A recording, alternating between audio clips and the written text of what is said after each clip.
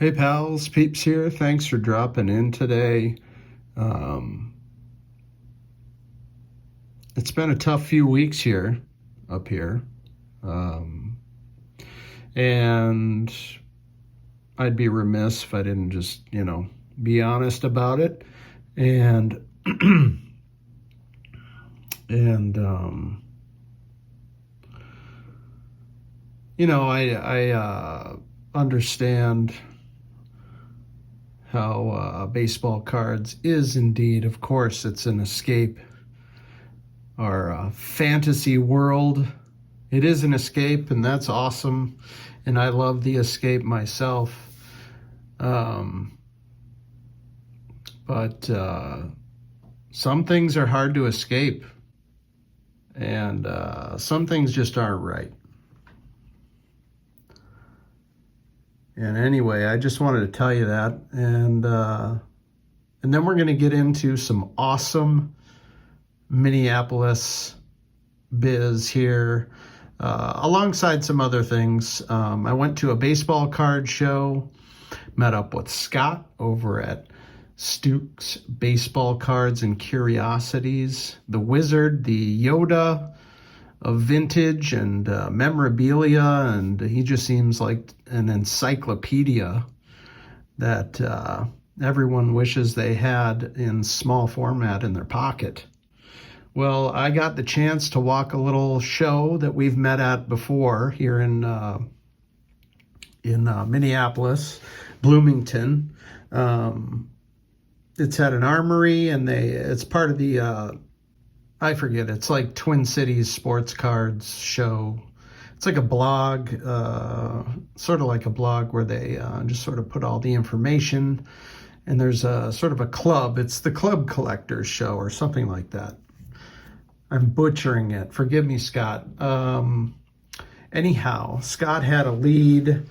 We got there and exchanged some. Actually, let me rewind. We got there, exchanged some singles. Because we're both building the NBA set, the 25-26 Topps flagship NBA, their very first flagship set since 2009, I believe. And we're both building the set. I think Scott's completed it. I'm about 6 cards short. And I think our pal Brian over at the Card Squad might be digging for a few of those, because turns out Brian was building the set as well. All right, I digress. So anyway, what was I saying? What was I even saying? I'll tell you what I'm saying. I'm saying Minneapolis is cool as shit. And there's great people here, kind people, amazingly knowledgeable, wonderful humans. And I am stoked that those folks are here. So I've got a little showcase of things, some of which I got from Scott at the show. He, like I said, we exchanged some singles to finish that, try to finish that Topps NBA set. And he also handed me a book. Let's show that first. Just handed me this book. He handed me a couple things, actually. Here, let's look at both of them. Handed me this book, George A. Barton, My Lifetime in Sports. Now, he had to explain, and this is fascinating stuff to me for a number of reasons, but what Scott explained to me is that George A. Barton was sort of the first, big-time sportscaster, journalist, writer, beat writer in the Twin Cities, and he was a very successful professional boxer previous to becoming a sort of a beat writer and journalist, and wrote a book here, and it appears to be, kind of an autobiography, I guess. And there's a whole, he covered a lot of boxing. I think he was even a judge regularly in boxing matches, and that I think he was also boxing maybe when boxing was illegal. But anyhow, it's I'm looking forward to checking this out and seeing what that's all about. I love broadcasting generally. Oh, there's a picture of George back there. And I do like broadcasting history, so that's super cool. He also handed me this 85 All-Star Game program, official program. There's the Metrodome below. And, I mean, so we hosted the All-Star Game in 85 here in Minneapolis. And I don't know where, you know, I think Scott just has a nose to find these things. And to know that inside is several pages of minis of the All-Star nominees. It's like all the All-Star nominees. This is the American League. It's a trifold. And Scott was like, I've cut these out and graded them. And I'm like, wow, that's crazy. And so anyway, there's a National League one here too. There it is. The National League trifold. I mean, there's some amazing players in here. And handed this to me. Super cool. And we hit the floor and, you know, it's like having a wizard at your disposal. I was sort of playing, you know, over the shoulder as Scott was kind of going to, well, we went to this one table in particular that he kind of had a lead on. And it was a collection kind of being liquidated, and there was a lot of stuff that I wasn't familiar with, some of which I was, and it was being sold very reasonably, just for, you know, things are like anywhere from $1 to like maybe at most $10.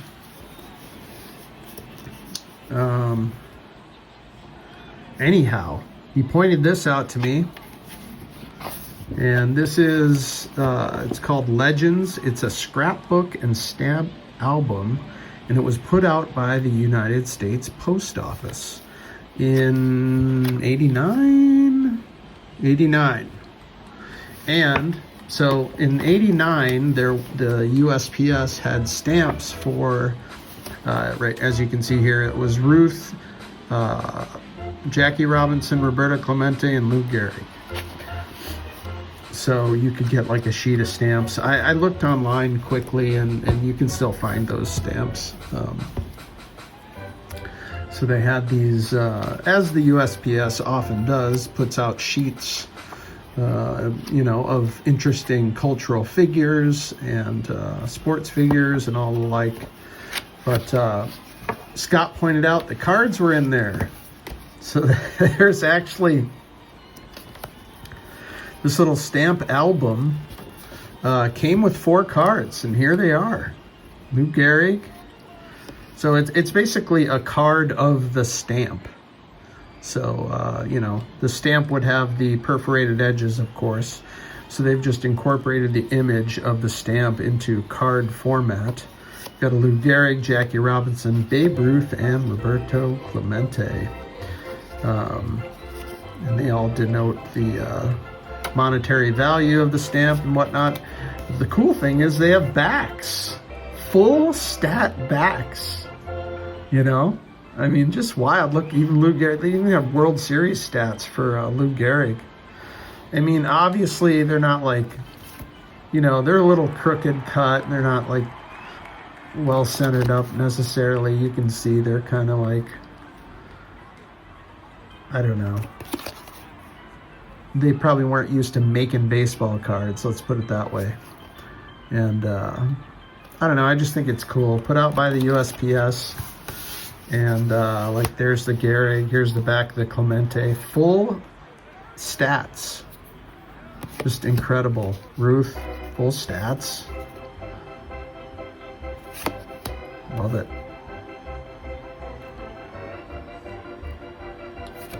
So that was super cool. very stoked about that. Maybe I can just kind of do this. It's not gonna focus. Have I been blurry this whole time? All right, next I'll grab this off the board as Scott pointed this out to me at the very same table. This is a team issue sort of postcard, I guess. I mean, it's blank on the back, and it's not quite the size of a postcard, but it's a team issue card that would have been given away at the stadium in 1987. And I'm not sure what giveaway this would have been involved with, or if it was just stuff they gave away at the gate. But for $1, this seemed like a no-brainer. It's a great shot of puck, and 1987 is a monster season for Kirby, and to have like something team issued from '87, and it fits in this sort of top loader. I just think that was a no-brainer. Love it. Thank you for pointing that out, Scott. What else did we find? Oh, we found this. I'll just point to it because it's kind of standing there precariously.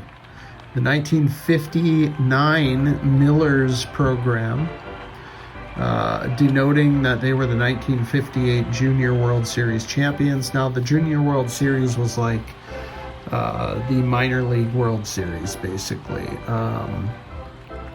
It was, I believe it was the winner of the American Association facing the International League winner. And what's cool is in 1958, they won it all. They swept Montreal, the Montreal Royals, who we know Jackie Robinson played for, and other greats, of course. But the 58 Minneapolis Millers swept the Montreal Royals in the championship, and none other than Pumpsie Green here, who came up through the Millers before he moved on to Boston, becoming their first black player, by the way, won the title with the Millers in '58. So I just thought it'd be cool to bring out my Pumpsie, my lone copy. Pretty nice copy, but it's kind of a beautiful card. The color, the rookie cup, the three-dimensional rookie cup here. I mean, it's just great card design. So, good excuse to bring out the 1960 Topps Pumpsie. How do you like this? For crying out loud, we got a DiMaggio's, Joe DiMaggio, the New York Yankees, a matchbook. Of course, Joe DiMaggio opened up a restaurant in Fisherman's Wharf, and there's the front of the matchbook. How cool is that? World famous DiMaggio's on Fisherman's Wharf, San Francisco. I lived out there for a long time. DiMaggio's closed while I was living there. But I just thought that was super cool. It's got the phone number here. Somebody should try to call that. Maybe Joe will pick up. Oh my God, it's Joe DiMaggio. What? Having a cup of coffee. It's dunking. Yeah. Anyhow, I just thought this was super cool. And that was just a few bucks. What else was I gonna show? Let's look at some Millers. How about the Milb Pro Debut? They had some legends going on for a while there. I don't know if they're still doing this, but this was super cool. 1960 Topps design. Ted Williams in a Minneapolis Millers uniform. How do you like that? I like that one so much I looked for the parallel and stumbled upon this green one here. And I think it was like $3. Turned out it was numbered to 99. How do you like that? Crying out loud. How about Willie Mays with his cup of coffee with the Millers? He tore it up so hard that I don't know if he he played a good portion of the season, maybe 50 games or something, and just well, there was just no disputing and no need to wait. So Willie was called up ASAP. Oh, here's that Spencer Harris, right? Spencer Harris. This is the guy. This is a TriStar O-back, but this is the guy who was on that 1931 score sheet. Excuse me. And we got this Joe Hauser from the same set. He was a bomber. He hit 60 home runs a couple of times back then, the 30s, early 30s, for the Millers, I believe. And a Willie Mays from the, what was this, the 93 Ted Williams set. Showing here Willie Mays in the Millers uniform, super cool. And then, of course, Teddy Ballgame with the Millers, late 30s, like 38. Tore it up, I think was the MVP, pretty sure, and led the league in everything before making the quick move to Boston. Hey, we got a Ray Dandridge. That's a Hall of Fame player right there, Ray Dandridge, on this 87 Donruss highlights. When Dandridge got inducted in the Hall of Fame. This is such a cool card to me. I've looked at autographed copies of this card and haven't pulled the trigger, and I just looking at this, it just makes me want to find that autographed copy. It's awesome. Love it. Dandridge, Hall of Famer, a prime example of a player who just was dominating in the Negro Leagues and just never got the chance. Just because, well, racism. And there it is, the, what is this, 60 Fleer or 59 Fleer, this Ted Williams set. And this is the card in there, burning up the minors, indeed. 39, it says here. I thought it was 38, but anyhow, the back has a little wax staining, which doesn't bother me in the least. Great shot at Teddy Ballgame in that Miller's uniform. And that's all we got. I guess I could blast through. Why don't I blast through the NBA? You know, I've been obsessed with this 2025-26 Topps NBA set.